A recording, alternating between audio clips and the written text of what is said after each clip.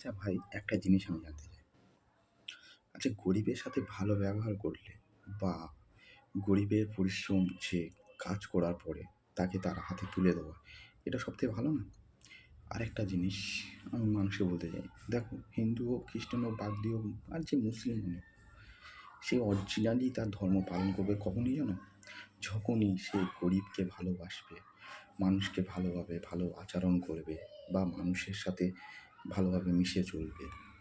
সবথেকে বড় কথা, সে যেরকমই হোক, সে উকিল হোক, মিনিস্টার হোক বা পুলিশ হোক, যেই হোক, যাকে মরার পরে যেখানে যাওয়ার দরকার যেতেই হবে। শ্মশানে হোক, কবরস্থানে হোক, যে যেখানে যাওয়া দরকার তাকে মরে সেখানে যেতেই হবে।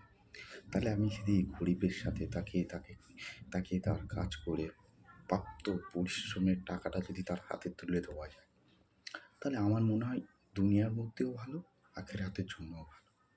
তাহলে আমার হিসেবে এটাই বলা যায় যে আমি আমি পারবো না। তাকে ৳১ বেশি আমি পারবো না দিতে। তাকে আমি সাফ বলে দেবো যে, "ভাই, আমি ৳১ বেশি আমি তোমাকে দিতে পারবো না। চলো ঠিক আছে।" তাহলে আমাকে কী করতে হবে? তাকে আগে বলে দিতে হবে যে, "ভাই দেখো, এই জিনিসটার এই রেট।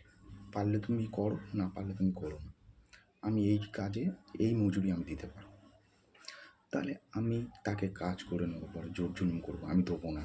কী করবে তুমি করো।" আরে ঠিক আছে, তুমি জোর করে তুমি জিতে যাবে। দুনিয়ার জন্য তুমি জিতে যাবে।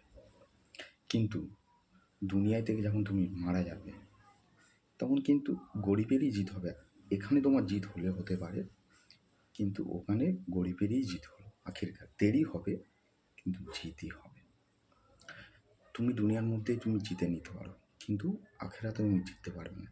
যার যেটা তাকে সেটাই করে দেবে উপরওয়ালা। উপরওয়ালার বিচার